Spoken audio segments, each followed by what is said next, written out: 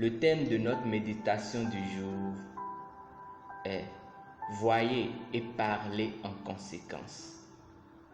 Voyez donc et parlez en conséquence. Notre verset est tiré de 2 Corinthiens chapitre 4 verset 18. Je lis. Alors que nous ne regardons pas aux choses qui sont vues, mais aux choses qui ne le sont pas vues. Car les choses qui sont vues sont temporelles, mais les choses qui ne sont pas vues sont éternelles.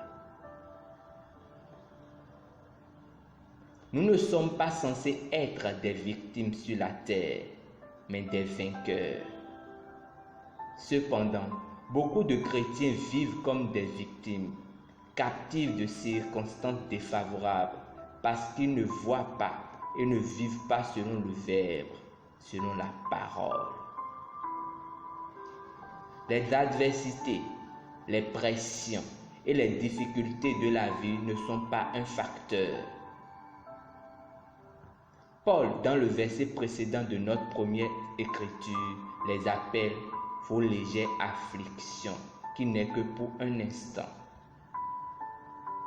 En d'autres termes, pour vous, ce problème ou circonstance peut avoir été pendant 10 ans, mais c'est sous réserve de modification et garantie de travailler pour vous un bien plus dépassant et le poids éternel de la gloire.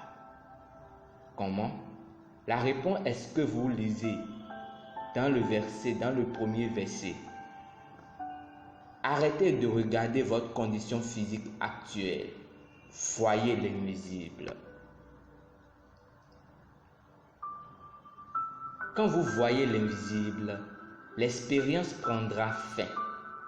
Voyez Dieu faire de grandes choses en votre vie et à travers votre vie cette année.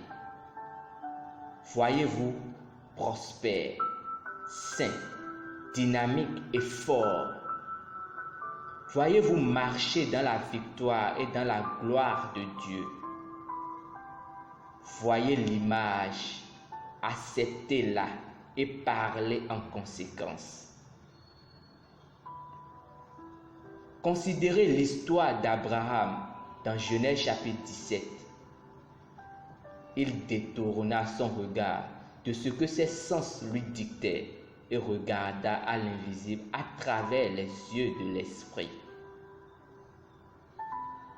Il a vu lui-même comme le Père de beaucoup, comme Dieu l'avait dit.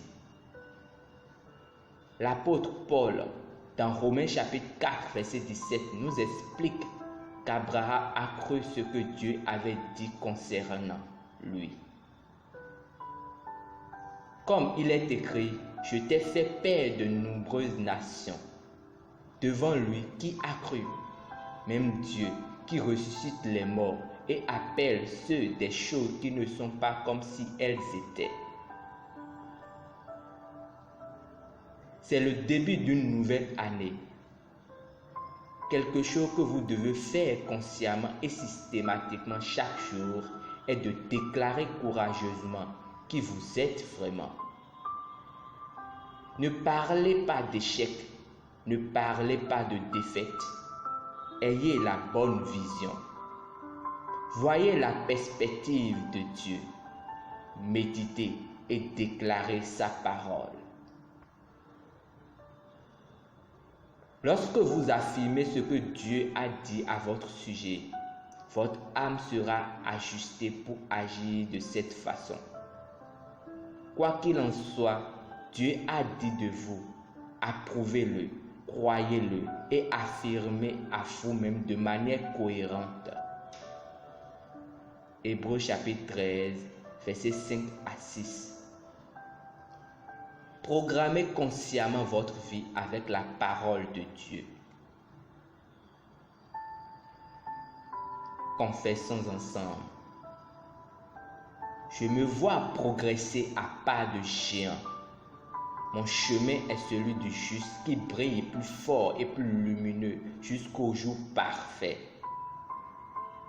Je me concentre sur le Seigneur et sa parole.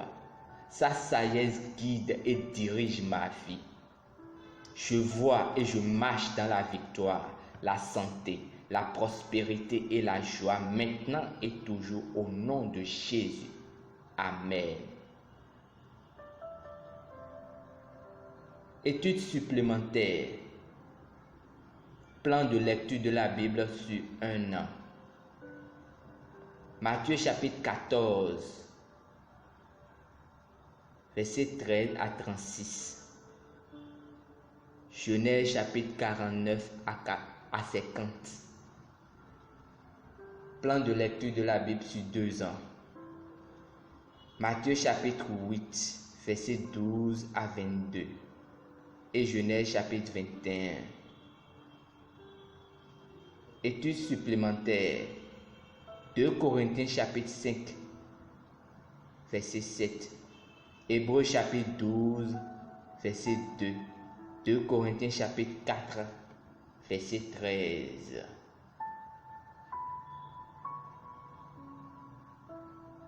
Si vous désirez faire de Jésus-Christ votre Seigneur et Sauveur, répétez après moi d'un cœur sincère ces paroles. Ô Seigneur Dieu, je crois de tout cœur en Jésus-Christ, Fils du Dieu vivant. Je crois qu'il est mort pour moi et que Dieu l'a ressuscité d'entre les morts. Je crois qu'il est vivant aujourd'hui. Je confesse de ma bouche que Jésus-Christ est le Seigneur de ma vie à partir de ce jour. Par lui et en son nom, j'ai la vie éternelle. Je suis né de nouveau. Merci Seigneur d'avoir sauvé mon âme. Je suis maintenant un enfant de Dieu. Alléluia. Félicitations. Vous êtes maintenant un enfant de Dieu. Pour recevoir plus d'informations sur la façon dont vous pouvez grandir en tant que chrétien, en tant que fils du roi, veuillez nous contacter par l'un des contacts dans la description. Et assurément, vous deviendrez dans la main du Seigneur un sujet de dépression pour le royaume des ténèbres, entrant pleinement dans votre destinée au nom de Jésus-Christ. Amen.